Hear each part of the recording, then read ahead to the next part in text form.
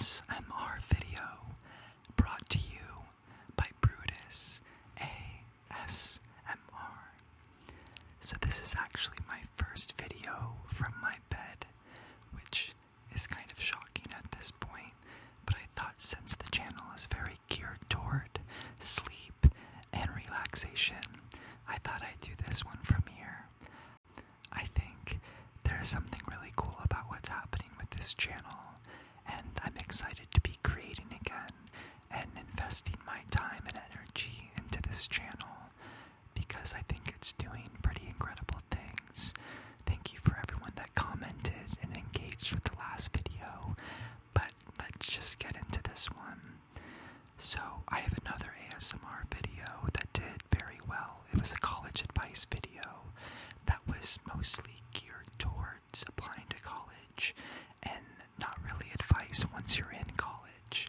So I thought I'd follow up with this one and tell you all the things that I learned from going to Northwestern University and visiting siblings and friends at other schools, and kind of what's happened in the years afterwards, and that hindsight, that retrospective perspective has actually changed the way I feel about college. So I'm excited to be sharing with you all of those insights.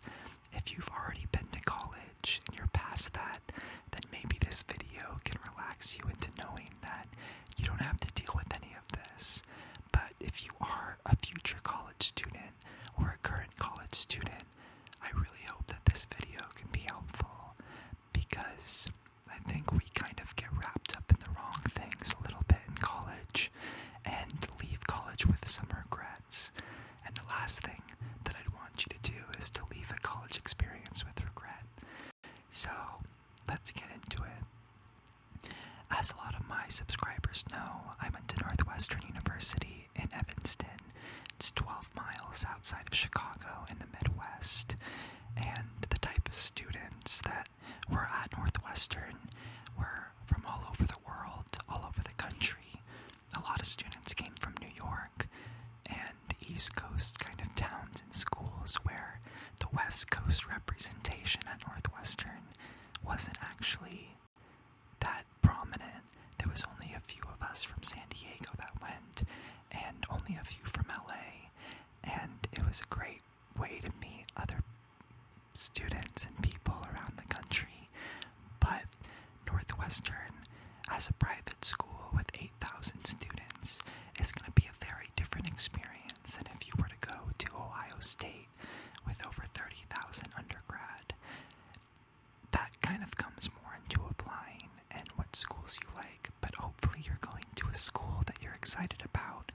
If you're going to a school in the fall that you're not excited about, the one thing that you can bank on is you can always transfer. And I know the idea of transferring sounds crazy, but sometimes it can actually give you that peace of mind knowing, hey, if this college doesn't work out for me for any reason, bad roommate, bad major, didn't like the program that you signed up for initially, didn't like the part of the country that this college was in, if you do well your first year almost at any university, meaning getting good grades, and it's mainly grades, you can transfer to a lot of schools. We had people from Northwestern come from Brown University and transfer in their sophomore year, and my roommate, who's a California native, my freshman year, actually moved back from Northwestern to USC and went to school in California for the rest of his time. That's where his friends were. That's where he felt like his community was the strongest. It was really sad to see him leave the school for me, but I knew that he was going to the school that was right for him. And so just know that you can always transfer, but do well that first year. Get those good grades so that you can have that option. Ideally, you end up at the school that you want to be at, and you love your friends, and you continue on. I think one of the biggest things that people have anxiety about in college isn't actually academic related, but more socially. I think it can be very difficult if you put a ton of pressure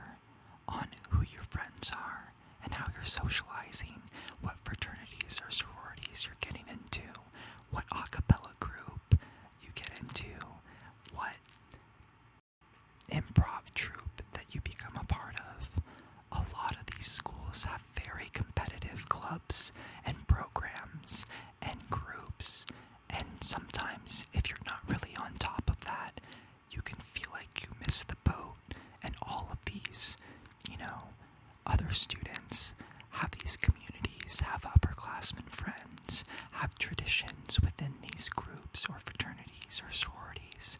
And the one thing you probably don't want to miss out on is being very active about trying to join the right groups and applying to as many as possible, because you never know if you're going to be successful or not. If you want to write for the newspaper, then apply to the newspaper. And if you don't get it your first year, don't give up. Come back a second try. A lot of these groups are very exclusive, especially at big schools, and you want to follow your talent. If you're great at singing, meet people through that. If you're, a really valuable study partner in the engineering school, show up to that engineering mixer, right when you get to campus. You have to throw yourself into the environment, and it's really easy in the first couple weeks to be like, I don't have friends, I don't know anyone here, how do people already know people, how are people already hanging out? You have time, and if you stress too much socially at the beginning, you won't find the right people, because you'll be trying to force things. You'll be hanging out with people that don't actually see you for who you are, because you're trying to mask and become this person that you think you're supposed to be at whatever school you're at. Your friends will find you, and trust that you will find your friends. I think the people that I hung out with first quarter of my college career or my college experience didn't end up being the people that I hung out with the most later. I didn't have my fraternity until the winter quarter. Once the winter quarter came around my freshman year, I went directly into a social life in my fraternity that kind of took over my whole social life, and I really liked that. I was also in an a cappella group and met some of my best friends of my entire life there, and between those two things, I had community. I had a place at Northwestern that I could be myself, show up, and I was celebrated for who I was. And that's a new thing for me, especially coming from a conservative San Diego town where I didn't have queer friends, or I didn't have friends that knew I was gay yet. And I came out to my fraternity brothers very early on. I came out to my a cappella group, and everyone was chill with it, and no one had problems, and I had a very awesome social life. So that's the first thing. Don't put pressure on yourself, but you gotta jump in. I know it's scary, but you gotta just show up. The more you show up, the higher chance you have of meeting someone. The more you show up, the better you get at showing up. Especially in a college environment where we're all coming from different cultures and different places. I think when it comes to academics, you can get really also wrapped up in what you're studying. If you are studying liberal arts like anthropology, sociology, even like economics, or, more arts and sciences rather than like strict engineering or strict pre-med, then it really doesn't matter what you study. Most of you will be trained on your first job. A lot of times your major won't even relate to that job, and it's about just showing people that you can do well in a subject. Pick something that you're potentially passionate about, and if you're not passionate about your academics, that's okay. No one said you have to be super passionate about mechanical engineering. No one said that you have to fall in love with chemistry to get through school. You don't. You can just pass your classes, get your degree, and go get a job. And if you're applying to law school, med school, other graduate programs that required you to have a strong GPA, then definitely do well and focus on your academics.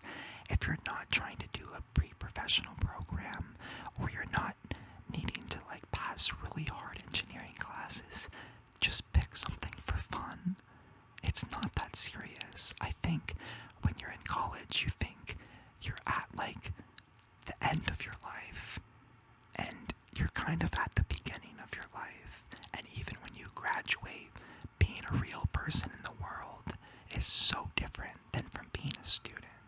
And you start all the way over. I think a lot of people leave college thinking that they're ready for the world, that they're ready to be hired, that they're ready to be seen. And in actuality, you're kind of being dumped into the ocean as a little fish, and you're no longer in a small pond or in a lake. You're in the ocean of life. And one thing that I like to think about is I think the 20s as your freshman year is a really good thought, and your 30s are your sophomore year, and your 40s are your junior year, and your 50s are your senior year, and post 50, like 60 is just post grad. We have so much time in life after college. You need to enjoy these 4 years. You need to look back and say, I made as many friends as possible. I left with a ton of great connections that build up my network, and I love my school, and I love what happened. And I think a lot of people leave college actually upset with their experience, and that's because they didn't prioritize friends. They didn't prioritize groups. They prioritized grades and accolades and achievements, and no one really cares about your achievements in college. I promise you, it can seem like every group, every paper, every grade, every essay is a make it or break it moment. And most of the things that you're stressed about right now in college, or stressed going into college, are not going to matter 4 years in time. It just won't. The things that bother you now are actually irrelevant in some time. And I know what it's like to stay up all night and write a paper and worry, if I don't get this in, I'm not passing this class, and feeling like your mental health is a tightrope, that you're one step away from falling off. College can be extremely stressful, and a lot of that stress comes from mismanagement. Mismanagement of time, mismanagement of your drug and alcohol use. I think a lot of us feel invincible until we realize we're not. And a lot of us realize that we're not invincible our freshman year of college, when we think, I can just drink more, I can just smoke more, I can take that drug, and it's not going to have an effect on me overall. That stuff totally adds up. And before you know it, you're not in a place mentally to handle any of the stress of college because you've been partying too much, or not sleeping enough, or not showering, or not getting to the gym. This is your first chance to take control over your life, and the fun part is you can design your life in college. You can say you're going to the gym every day. You can do a yoga workout before every day, before you even put on your clothes and go out into the world. You can do whatever you want. That's the exciting part, is that you get to design your own life here and design what you want out of it. I struggled with my mental health in college significantly. I had a really wild experience, and ultimately I graduated in 3 years with a great GPA. I got my degree and I got out of there, but it can get out of hand really quickly. Drink water, hydrate, do your skin routine. I know it's really easy to let that stuff slide, especially when you're drinking and you're coming home drunk. If you're able to get your makeup off and clean your face after a night out, that helps. That stuff adds up. If your college has mental health resources, you should try to take advantage of them. Unfortunately, a lot of these schools are underfunded in these departments, and even seeing an on-campus counselor is difficult. If you are feeling like you're unable to manage your stress, if the stress of college is getting to you where you're actually being paralyzed by that, you should go and see if there's services to talk to someone or get on medication that can help. But the problem with most college students is they aren't eating well and they aren't sleeping well. If you can focus on those two things in college, am I eating healthy or eating enough?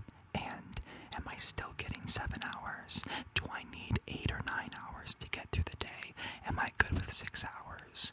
Whatever sleep schedule you find works for you to make sure that you are performing at the highest level that you can perform at, then that's what you should stick to. If you only need 4 hours, I'm not going to argue with you. Do I think that 4 hours is enough? Probably not.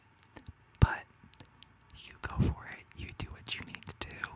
And I'm always going to recommend more sleep.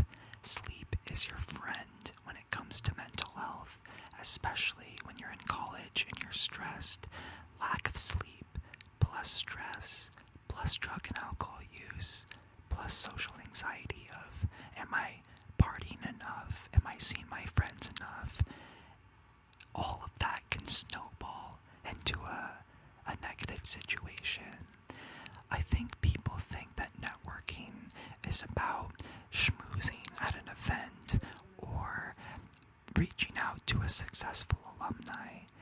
Your network is your friends. You will work with your friends in the future. Buddies that you're fraternity brothers with might have a job opportunity for you in 5 years that you don't even know will completely transform your life. The people that you meet at this school can be friends for life, but beyond that, be people that you actually work with, and being a part of that network and all of you rising up together is value.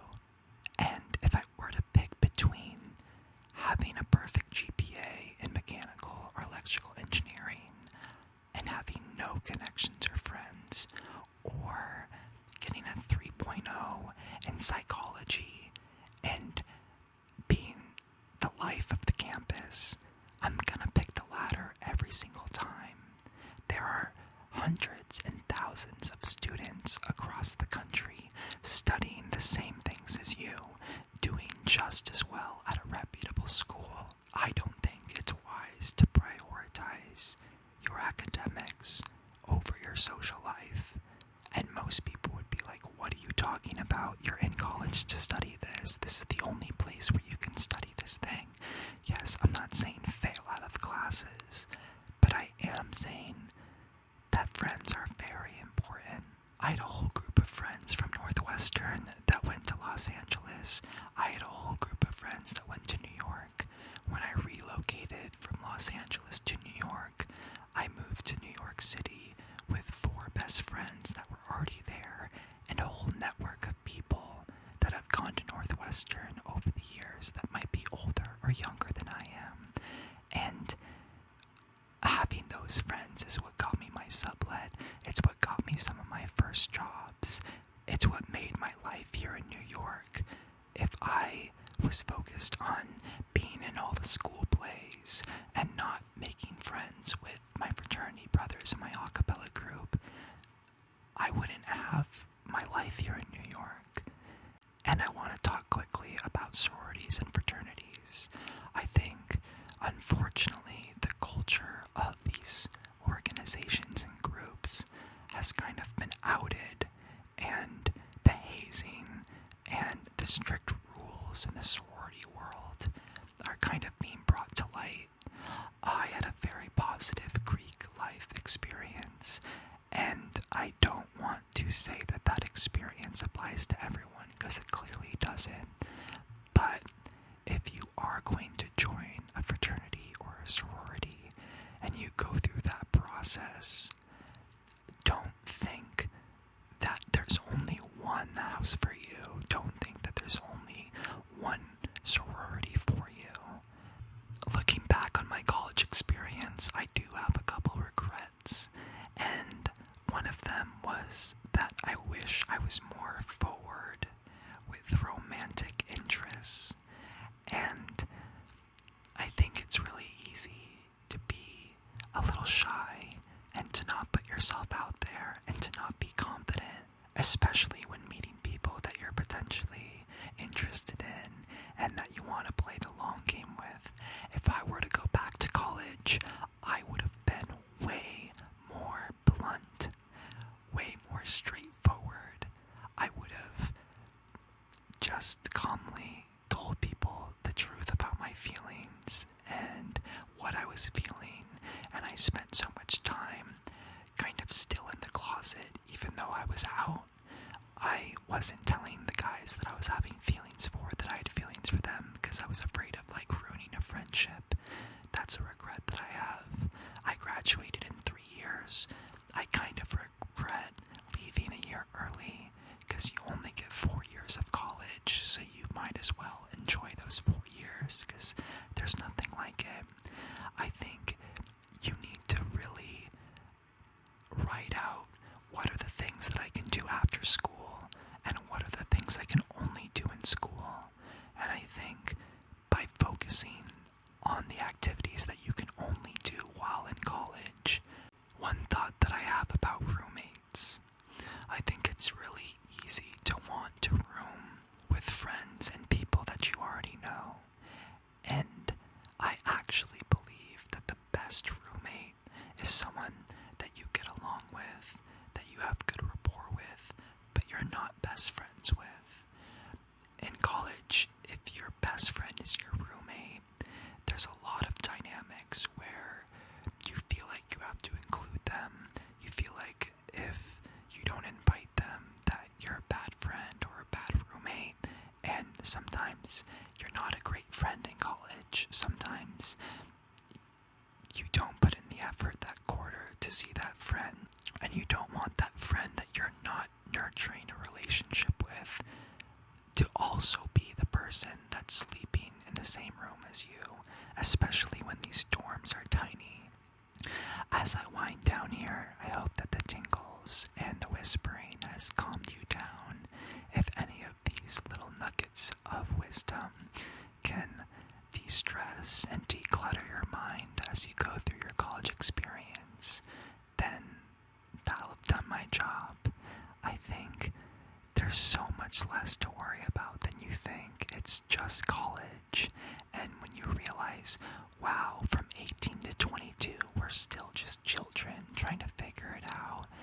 Treat college like summer camp, sleepaway camp, where you're doing all these fun activities, and yes, get to class. And if you're in a major where you don't have to show up to class, still show up to class. Remind yourself that you're there to actually learn, and you never know what professor is going to blow you away or change your life or change the trajectory of your career. You never know what an office hours conversation is going to lead to. Maybe a research role in the future with that professor, or you might TA one of their classes. Try to make a good impression with every single person you meet on campus, and you'll start feeling the way you should in college, that you belong, that you have friends, that you have community, that you're safe, and that hopefully you're learning something that causes some sort of thing inside of you that makes you want to learn more. I would love for you guys to comment on where you're going to school in the fall or what colleges you're already at. I love to answer comments, so if you have questions, please put them below and we can all respond together and create a little college ASMR community here. That's going to conclude this part of the video. I hope that you're fast asleep and that these little nuggets of wisdom can de-stress you during your college time and college experience. I had a really nice time tonight, and I'll see you soon.